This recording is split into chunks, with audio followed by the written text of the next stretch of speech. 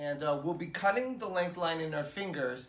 I'm really working on trying to communicate and share as many different lessons as possible, and there is time to cut in your fingers. I usually stress cutting it solid on the back, and as you all know, it's because I believe that once I teach you how to create the bluntest, most precise possible line on someone's back, that after then cutting it in your fingers and creating looser lines is easier. If I start with looseness, it's hard to get really tight precision. If I start with tight precision, it's easier to backtrack and then get looseness. So, in today's example, because we're working with mannequin heads, I'm going to be cutting in the fingers, so it'll be a little bit looser because anytime you're cutting in the fingers, you're off the back, which creates a little bit of elevation, so it's got a little bit of a softer fall.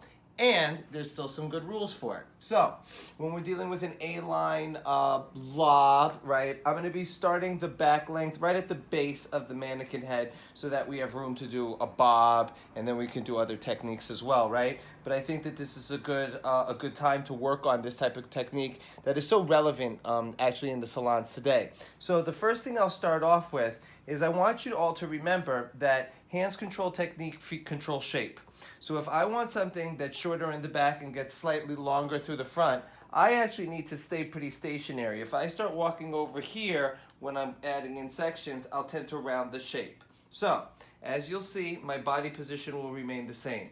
So the first thing I do is I'll take about an inch worth of hair right down the center. This is very important when we're cutting in the fingers. The way I hold my comb, see how it goes in straight at 90? And see how my fingers are straight at 90? There's none of this. There's none of this. Whenever you flip anything, you're encouraging movement to have it flip out, which is fine if that's what you're trying to do. But if you want a more static fall versus a nice blunt line, it's falling at zero hang, and it's blunt and not cut with any type of directionality in it.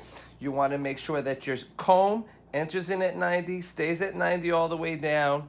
You bring it into your fingers, you control it, see, all the way down. And the way I will cut my line is then I will cut it right there, and retract, retract, retract, retract, retract. The retraction is very important in this technique. Yeah, there. All right. Now my feet will stay the same, and I will not move them, and I will bring this hair, this outside left side, I will bring it into this section. I see how my knuckles start pointing down a little bit and my fingertips point up.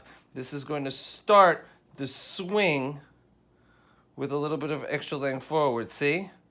There. And if you also notice that my cutting line is mimicking my sectioning line. Really important. Keep you on track, it'll help you stay balanced. Feet still staying the same.